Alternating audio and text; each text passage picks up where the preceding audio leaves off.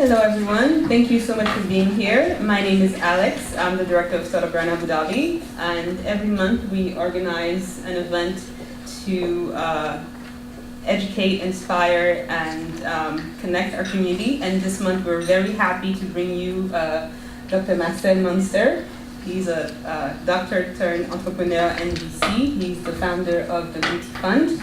And we are going to discuss the ins and outs of startup funding today. And we want to also thank the Dutch and US embassies, the co-organizers of the Global Entrepreneurship Summit. They will tell us a little more about it later on. And if I could ask you one favor, because the subject that we're covering is very broad. If you go to thebeautyfund.com, you will see a startup lexicon on the website. So if there are some terms that you do not understand, that will help you a little bit. So without further ado, we'll get started. Thanks again for being here.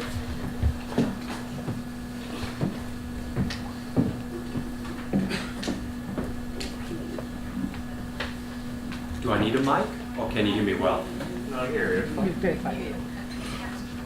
Then I prefer not to use one. If you have any trouble, just let me know. Okay, Marcel, so thanks again for being here.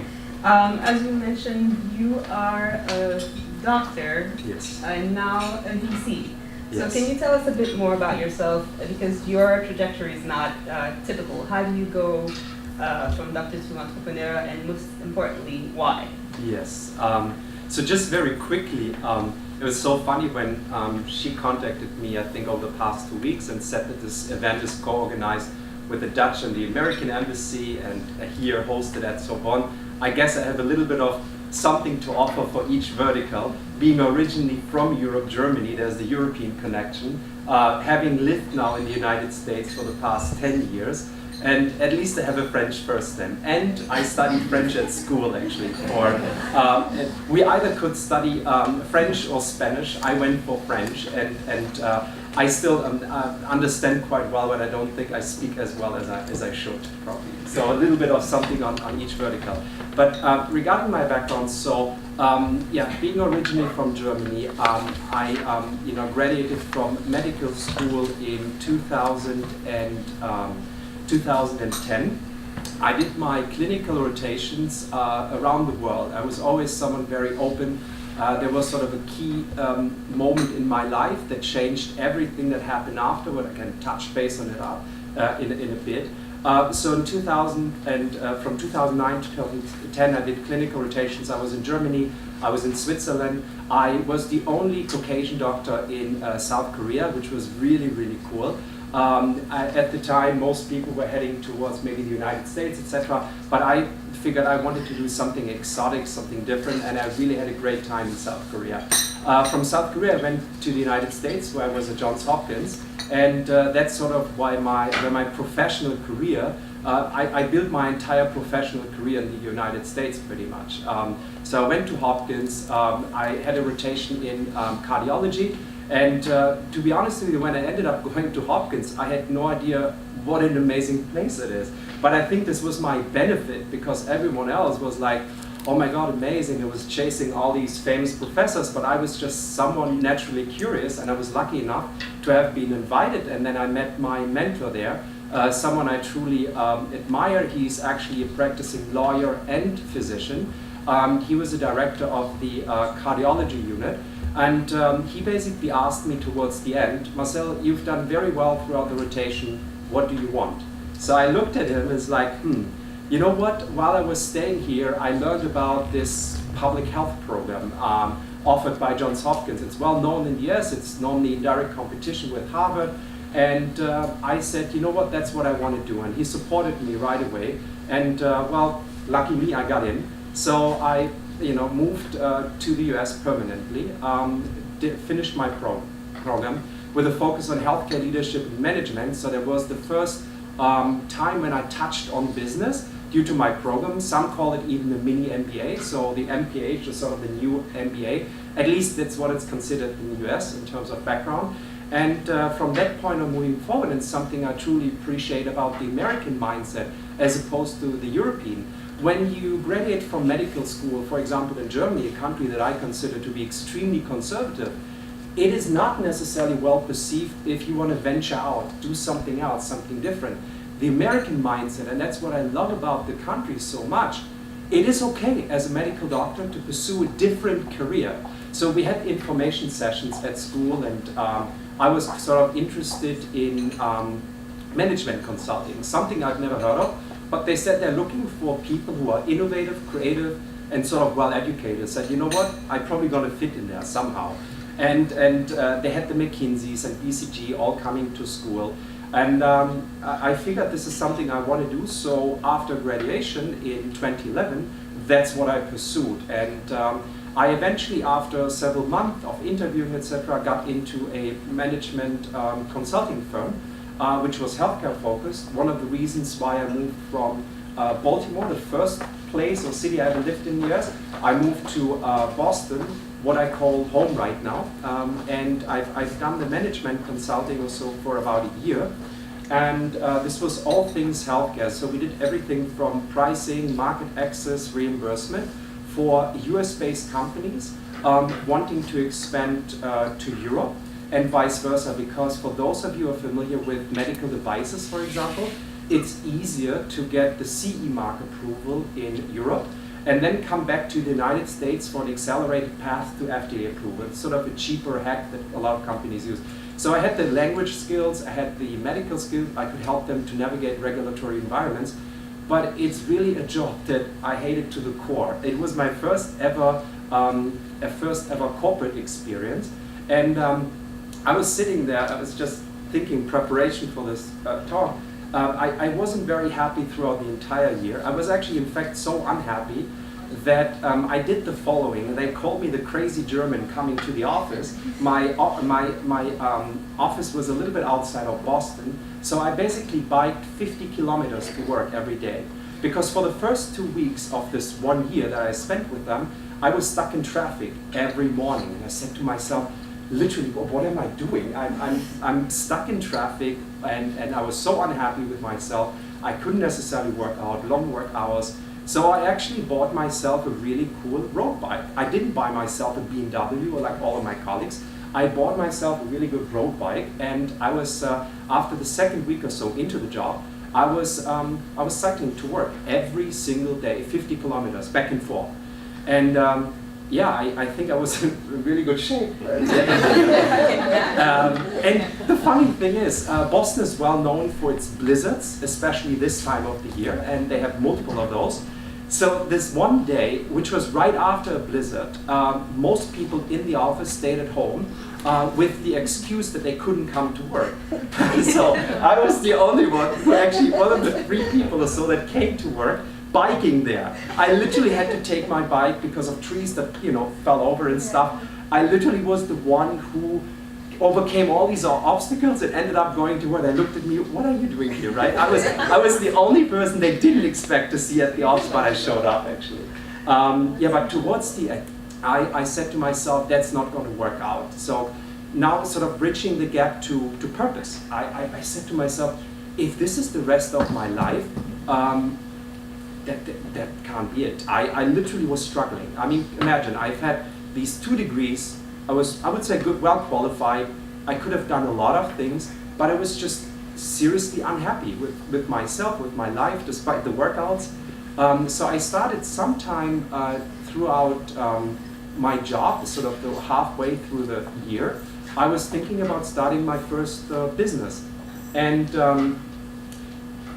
I set aside, lucky enough, because I continued my life as a student. So I was living in Cambridge, and I was in a shared apartment, so it's still quite expensive compared to what you have in Europe, but it was affordable. So I made quite a bit of money coming fresh out of school. So I set aside about 50% of my salary every month, and I sort of bootstrapped the company, a term that I wasn't familiar with. So I hired actually a first developer. I had sort of the idea. And from work, I was somehow, while doing the actual work, managing through my phone, a developer on the side. And I figured when I leave, I should have something that helps me to at least get started with the business. And in December of 2012, I basically quit. And I've had a few conversations with partners in the firm that I was with, and one of them was sort of asking me what my next steps would be. I would go back to medicine. I sort of looked at her and said, why would I go back to medicine? I mean, seriously, that's really nothing I'm interested in. And it came down to, and I was probably kind of naive, a little bit of a dreamer.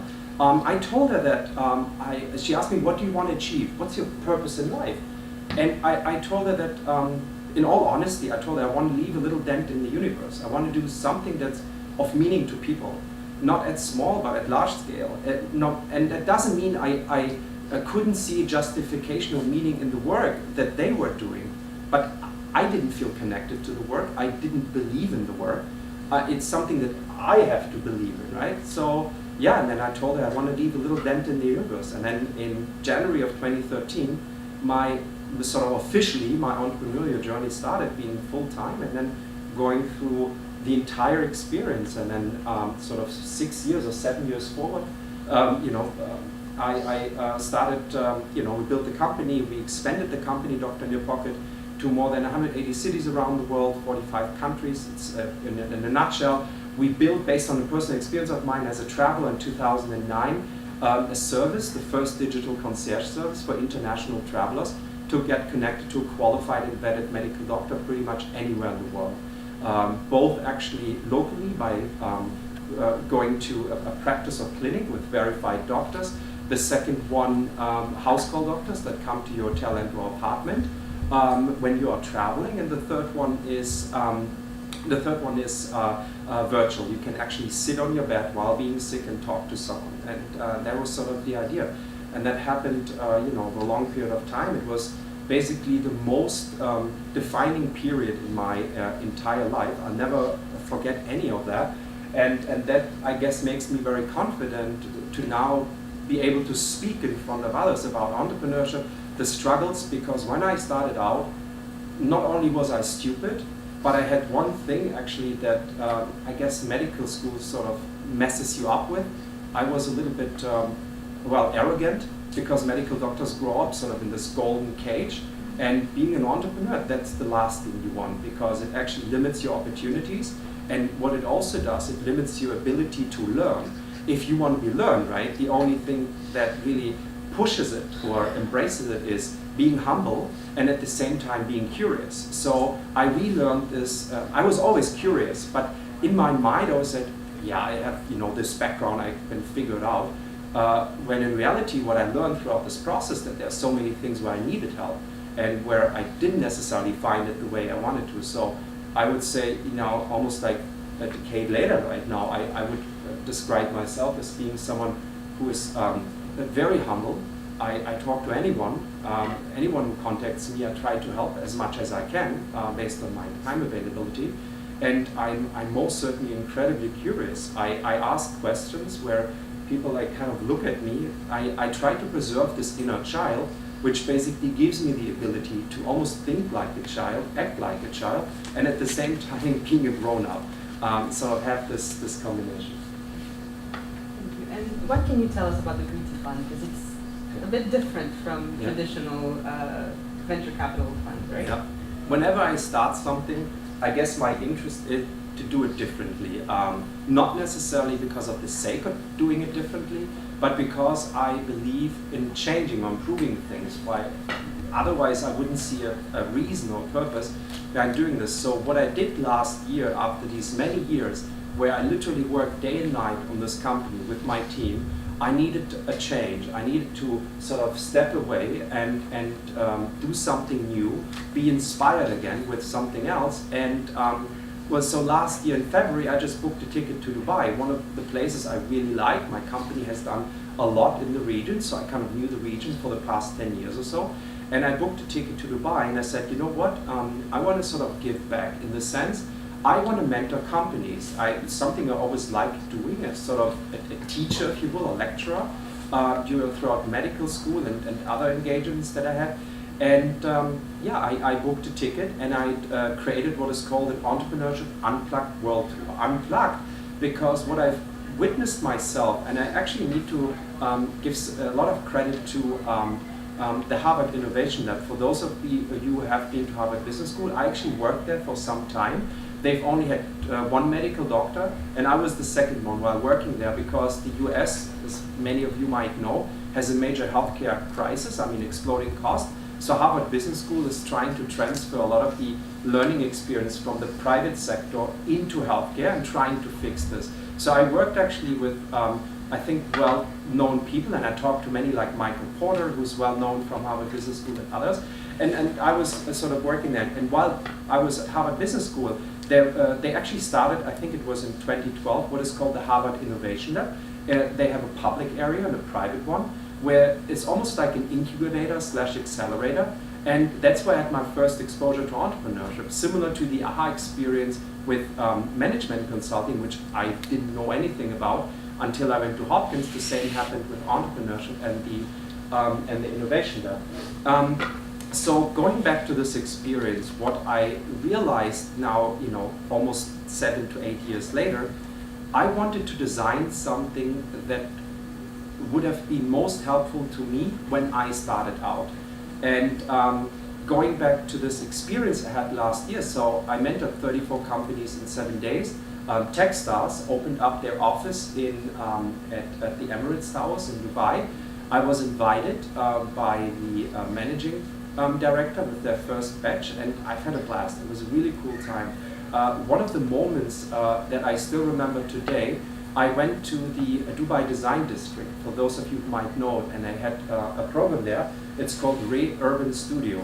And I went basically to all these programs, and I've had one privilege. I mentored 5 Emirati women, something I've of course never done before, but we were sitting there, and what impressed me so much and is that these women were well educated, extremely ambitious, very, very business savvy, and they've shown me ways to use Instagram to build a business. They didn't have a website, for God's sake. They used Instagram and sold fashion and other gifts through this, and it really, really inspired me. And one thing that really was stuck in my mind, but the one thing I realized, having mentored all these companies and going around and asking a lot of questions, it was sort of a 2-week period that I was here. Every single company, despite the growing ecosystem, and that's what I mean by that is incubators, accelerators, and co-working spaces, maybe even the academic sector, what was lacking constantly, and this was a complaint of every single one of these entrepreneurs, lack of early stage financing. And we are talking about the friends and family money, the $25,000 to $50,000 that get companies started. That's the biggest hurdle for most companies, right? Because what do you have in the beginning, other than maybe a dream, maybe an idealistic idea, and you sort of need people who buy into your vision, into your idea of what to do with this money. And I said to myself, you know what? On this 14-hour flight back from Dubai to Boston, I said to myself, I have to do something about it. And I literally started working on it the next day. I had to teach myself everything of how to run a fund and learn all the things that are relevant to a fund. And I consider this to be a startup, similar to building a startup. That was the same thing for me running an investment fund. And the one unique element about the fund, and I can talk about other specifics, but the one unique element, I met a gentleman actually in 2013. I have a good memory whenever I meet people. They are stored in the back of my mind, and maybe there's a time when I meet them and we might be able to collaborate on something. There was one gentleman who I met in 2013 when I started my entrepreneurial journey in Boston. And his name is Alexander Kirov. Has any one of you heard about him by any chance? So Alexander Kirov has a title called Chief Happiness Officer. He does a lot of work actually here in the UAE, in Saudi and other countries, because they embrace happiness to a larger extent. And I met him in 2013 at Boston University. And I figured I will ask him if he would join the fund and basically help me to bring happiness, these strategies that are so instrumental and critical to building a company and a healthy work culture, if he would help me to bring this actually to these companies. So I called him up early last year and I said, this is the plan. And he has been doing this for about 20 years. He gave a TED Talk, he just finished the world tour last year. He has published several books. He has pretty much worked with every major corporation in the world, from Microsoft, IKEA, IBM, you name it. And when I pitched him the idea, he's like, let's do it. In all these 20 years, there was never a single investment fund or so investment vehicle that approached me. So we are now the fund with the first chief happiness officer in the world. But to push this a little further, I've had an aha moment on the 3rd of January this year. Shortly after I came back from Dubai, I was here in December for another conference right around the corner. I came back and there was an article published on TechCrunch talking about the mental health crisis in startups in particular. And I was like, oh my God. I read this article, I read the paper, and all of a sudden everything came together. I've had the happiness person already on the fund, Alexander, but happiness to me was just the treatment of what an underlying problem, the symptoms or the cause of the disease actually is, the mental health disorders. And what the study has shown, it was actually an actual academic study, it's not my opinion, it's a real study, that entrepreneurs globally are far more likely compared to the general population to have ADHD, bipolar disorder, depression, anxiety, and much more.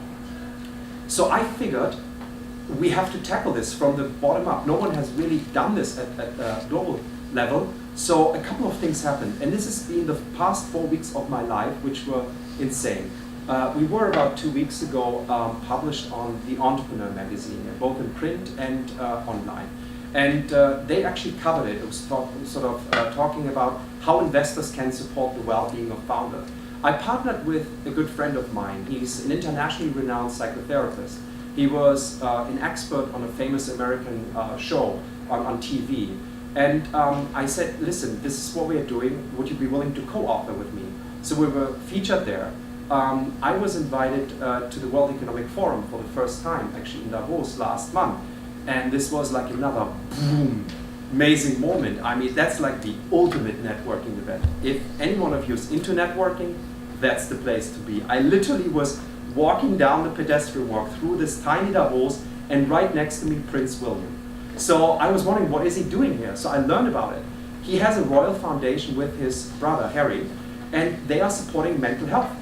So they were actually speaking about mental health. And what I learned going to the World Economic Forum, there were two topics that this was my first WEF event, would not have thought of interest to the WEF: mental health and happiness. And I was like, okay, that's it. So just last week, I was approached by the editor-in-chief of the Financial Times. So just wait, something is coming out soon. On Thursday, I'm actually speaking to the main person at the World Economic Forum. We already submitted our next blog post, and it's going to be a big one. For the first time, and we have co-written it over the past 3 weeks now, we are showing a connection that no one has shown before. The economic impact of entrepreneurship in the context of the mental health crisis and how it affects the innovation process as well as the job creation. It's directly linked. And I've learned about and read, actually being a loyal Economist reader, about Schumpeter, the famous economist who actually called entrepreneurs the key driver of economic growth in the world. And it was so stunning. I literally sat down like a student again for days at a time, and I did nothing but reading papers. Once I get into something, I figure if you write something for the World Economic Forum, I might as well kill it. And I literally read every paper I could get, and I was talking about it. So the first purpose-driven, happiness-focused fund, but the key thing is really, as a fund, addressing the mental and physical well-being of founders. A great investment fund does 3 things: money, knowledge, and network. Money is the easy one. Providing knowledge is more critical. You need either the right advisors or people within the investment fund to do it. And the network is also dependent on the people. And we have already covered this, but I wanted to add the extra dimension because a famous Harvard Business School professor, Noam Wasserman, wrote a book. It's the first book that is based on quantitative surveys to basically quantify the entrepreneurial journey. Everything from what's the right co-founder, how do I raise funds, all of these things that are anecdotal for the most part, he quantified. And he mentioned one thing that to the investors in the audience might be interesting. Within the first year of starting a new business, 9 out of 10 companies fail. That's interesting, right? But I knew that before. But the one interesting thing, and that's where the investment fund our investment fund with this new approach could play a major role. Do you want to guess out of those 9 companies, how many of those companies fail because of a founder burnout / mental health issue that arises within the first year? Anyone wants to guess out of these 9 companies? 8. Pardon me? 9. 8%? Well, 8 companies? 9? It's about 6 to 7. So imagine, and that's where my vision comes into play. By doing what we are doing now with the support of a psychotherapist, the chief happiness officer, and overall personality test that we run to test for 2 things when we do our due diligence. And I'm not talking about due diligence in the sense of financial metrics, that's blah blah to me. That doesn't matter at the beginning. But imagine there are 2 relevant metrics, self-awareness and self-management of a person. And you can quantify those with existing personality tests, which we can cater and customize towards entrepreneurs. Now imagine we can change the underlying bottom line of instead of 6 to 7 companies failing, maybe just 4 or 5. We have already improved the return and the outcome an investment fund can have. That's the vision.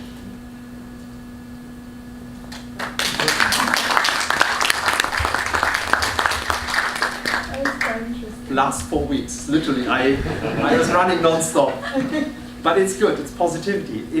At the World Economic Forum, I had FOMO, fear of missing out. I slept an average of 5 hours a night, and that for me is like a no-go. Like the past 2 nights, I slept around 3.5. Flying here on a direct flight from Boston to Dubai the night before, and last night I was jet lagged, so I went running this morning at 6. Life was good, right? But 5 days in a row with like 5 hours of sleep at night, that pushed me to the limit. But positivity kept me going the entire week. And the people I met, oh my God. That's the importance of having a purpose. Because the entrepreneurial journey can be quite tough. So you might as well make sure that you're happy and you're passionate about what you're doing. We're going to shift gears just a little bit and get more into the funding. Yeah. Okay. So usually people expect funding to be linear. You start with friends and family, and then you go to angel, then your seed, and then VC. But the reality can be quite different. So how does a startup know where to start in the journey? How do you know if you should just skip the angel and everything and go straight to VC? How do you determine the best move? So I'm going to share my many mistakes that I made in the beginning. When I started out, right, I guess what you're looking for, not having, and I had literally no knowledge whatsoever about this. And what I have today is hard-learned knowledge by not doing everything right, but making a lot of mistakes. When I started out, it was just talking to people, right? And what happened was sort of benchmarking, peer knowledge. So I literally, my justification for certain ideas of how much I should raise for like an angel round, for example, or friends and family round was literally, I'm going to talk to others. They are raising that much money, and that why I should raise that much money. But the reason of, and a lot of investors ask you, so how much money do you need and why? I mean, how do you want to spend that? And of course, I didn't have any advanced business knowledge, right? I didn't have experience. I didn't necessarily know this is how much we need to set aside for, I don't know, administrative and for marketing and for other services or so within the budget. So I had no idea. It was literally talking to other people and asking them, and that's how I came up. And the one thing I realized now, you know, moving forward or fast forward, having done a lot of mentorship, not just last year during this tour, but in the US, I'm a mentor for Hopkins, which has a venture firm, and I'm also a mentor for a Boston-based tier 1 venture firm, is when you approach, especially early stage companies at the very beginning, I'm not asking them anymore how much they want to raise, I'm asking them, do you have to raise money at all? And the simple answer is, most of them don't have to raise money. they absolutely don't have to raise money. They get into this loop or vicious circle. I need to do X, Y, Z, and I need to do so because